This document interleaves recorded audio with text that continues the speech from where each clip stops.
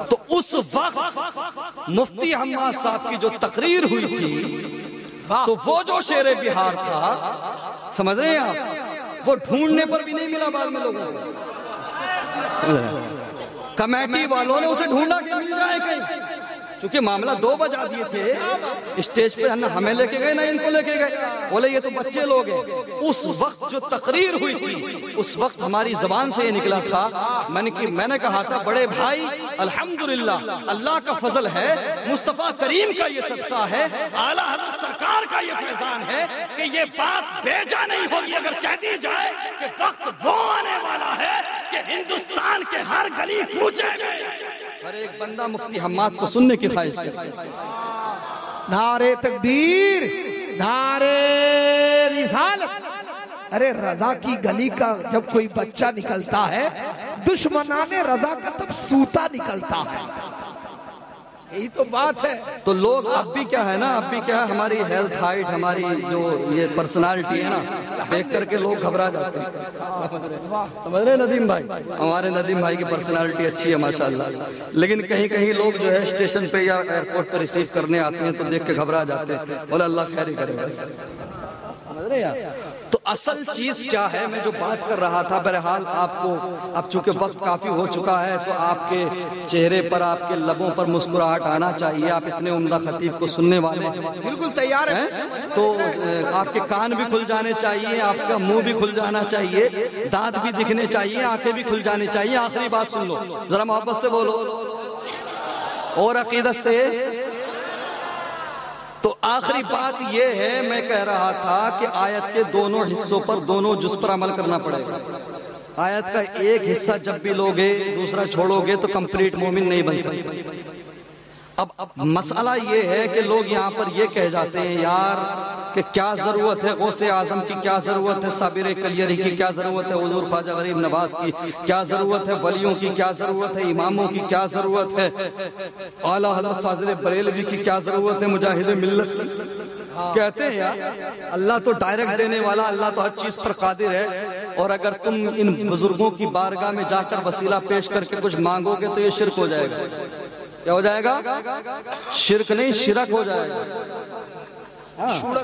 ہاں وہ 3 دن میں یا 30 دن میں یا 40 دن میں اتنا ہی سمجھ پاتے ہیں لوگ، شرک ہو جائے گا۔ اللہ اکبر کہتے ہیں کیوں؟ کیونکہ لوگ سنی مسلمان، بریلوی مسلمان مزارات پر جاتے ہیں، خانقاہوں پر جاتے ہیں، درگاہوں پر جاتے ہیں، تو وہ یہ عقیدہ لے کر جاتے ہیں کہ ان سے ہمیں فائدہ پہنچ سکتا ہے، ان سے ہمیں فائدہ مل سکتا ہے۔ آخری بات سن لیجیے، اور یہ آپ کو ایک جواب دے کر جا رہا ہوں تاکہ آپ دوسروں کو جواب دے سکیں۔ اونچا بولو اور عقیدت سے۔ اگر کوئی اعتراض کرے کہ حضور غوث اعظم کے چاہنے سے یا ان کے کسی کو کچھ دینے سے کچھ نہیں مل سکتا، اور اگر ایسا عقیدہ رکھنے کو کوئی شرک کہے، حرام کہے، تو اس سے کہنا بیٹا اگر حضور غوث اعظم کے لیے یہ کمالات، یہ چیزیں، یہ ساری باتیں ماننا اگر شرک ہے تو بتا مجھے جو پانی ہے اس کو کون برساتا ہے؟ حقیقی طور پر ربی برساتا ہے، لیکن برساتا کون ہے؟ بادلوں کو کھینچ کر کون لاتا ہے بھائی؟ یہ علماء کرام تشریف رکھتے ہیں، مفتی حماد صاحب بیٹھے ہیں، یہ دیگر علماء، ان سے پوچھئے یہ جو پانی برستا ہے، بارش ہوتی ہے، اس کو کھینچ کر، بادلوں کو کھینچ کر جو پانی برسایا جاتا ہے فرشتے برساتے ہیں۔ ماں کے پیٹ کے اندر بچے کی تصویر گری فرشتے کرتے ہیں۔ اللہ اکبر، جو ہمارے گھروں کے اندر رزق لایا جاتا ہے وہ بھی فرشتے لے کر آتے ہیں۔ اللہ اکبر۔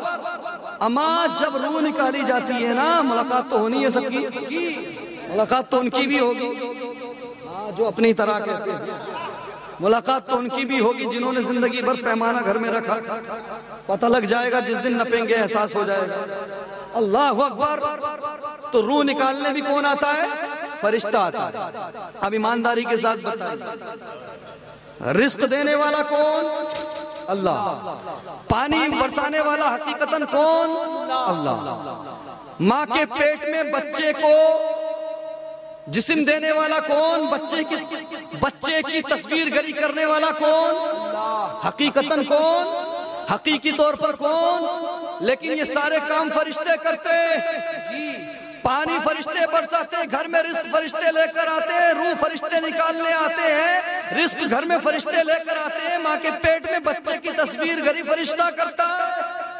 تو مجھے بتاؤ حضور غوث اعظم کسی کے لیے دعا کرے، کسی کے لیے ہاتھ اٹھا دے ان کے وسیلے سے، اگر یہ ماننا شرک ہے کہ اگر ان کے وسیلے سے کسی کو بیٹا ملے، کسی کو بیٹی ملے تو یہ شرک ہے، تو پھر شرک یہ کیوں نہیں مانتے جو فرشتے کرتے ہیں؟ جب اللہ ہی سب کچھ کرنے والا ہے، اللہ ہی کرنے والا ہے، تو فرشتوں کی کیا ضرورت؟ لوگ کہتے ہیں نا جب اللہ ہی دینے والا ہے تو ولیوں کی کیا ضرورت؟ غوث اعظم کی کیا ضرورت؟ جب غوث اعظم کے لیے ایسا عقیدہ رکھنا شرک مانتے ہو تو فرشتوں کے لیے یہ عقیدہ شرک کیوں نہیں مانتے؟ تو جواب دیں گے رہے نہیں حضرت، بات یہ ہے، مسئلہ یہ ہے کہ کام فرشتے کرتے ہیں، کام فرشتے کرتے ہیں، پانی فرشتے برساتے ہیں، ہوائیں کھینچ کے فرشتے آتے ہیں، گھر میں رزق فرشتے لے کر آتے ہیں، ماں کے پیٹ میں بچے کی تصویر گری فرشتہ کرتا ہے، لیکن حکم اللہ کا ہوتا ہے، حکم اللہ کا ہوتا ہے۔ تو اسی طرح سے کہ جس طرح سے فرشتے ہواؤں کو کھینچ کر لاتے ہیں، فرشتے گھروں کے اندر رزق لے کر آتے ہیں، فرشتے پانی برساتے ہیں، فرشتے رزق لے کر آتے ہیں، تو اللہ کی شان الوہیت میں کوئی کمی نہیں آتی، کیونکہ یہاں پر حکم اللہ کا ہوتا ہے، ہاتھ فرشتوں کا ہوتا ہے۔ ٹھیک اسی طرح سے اگر غوث اعظم کسی کو بیٹا دے دے، کسی کو بیٹی دے دے، تو اللہ کی شان الوہیت میں کوئی کمی نہیں آتی، ہاتھ غوث اعظم کا ہوتا ہے، حکم اللہ کا۔ لاجواب، زندہ باد، زندہ باد، زندہ باد۔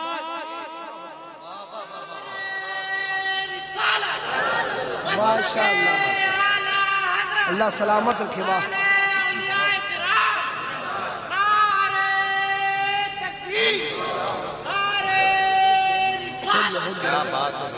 میرے مصطفیٰ کریم صلی اللہ علیہ وسلم کے پیارے دیوانوں، سب کچھ حقیقی طور پر رب کرنے والا ہے، لیکن فرشتوں کے ذمہ بھی کام ہے، اور اللہ نے اپنے محبوب بندوں کو، اپنے ولیوں کو بھی یہ شان عطا کی ہے کہ وہ ہم گناہ گاروں کی اللہ اکبر لاج رکھ سکیں، ہم گناہ گاروں کے لیے بخشش کا ذریعہ بن سکیں، اور اسی لیے ہم لوگ ان کا وسیلہ پیش کر کے دعا کرتے ہیں۔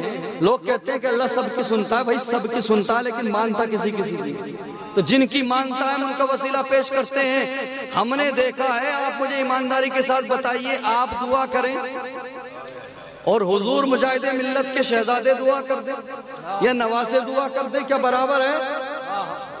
برابر ہوگی دعا؟ آپ دعا کریں، کوئی بے نمازی دعا کرے، ہاتھوں کو اٹھا دے، اسی گھر میں کوئی متقی پرہیزگار ہاتھوں کو اٹھا دے، تو کیا برابر ہے دعا میں اثر؟ اللہ سب کی سنتا ہے، اللہ سب کی سنتا ہے، لیکن مانتا اپنے ولیوں کی ہے، اپنے دوستوں کی ہے، مانتا اپنے محبوب بندوں کی ہے۔ تو اپنے عقیدے کی حفاظت کرو، اپنے نظریات کو بدلو، اللہ کے ولیوں سے قریب ہو جاؤ۔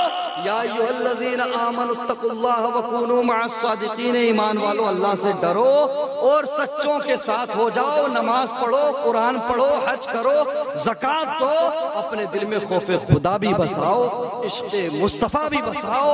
انشاءاللہ جب دونوں چیزیں آپ اپنے دل میں بسا کر چلیں گے تو نہ کوئی آپ کا ایمان چھین سکتا ہے، نہ کوئی آپ کا ضمیر خرید سکتا ہے۔ انشاءاللہ عشق مصطفیٰ اور خوف خدا آپ دل میں لے کر جب دنیا سے جائیں گے تو دنیا بھی تم پر ناز کرے گی، اور میدان محشر میں بھی مصطفیٰ کریم کے صدقے میں تمہیں جنت کا پروانہ۔ وآخر دعوانا الحمدللہ رب العالمین وما علینا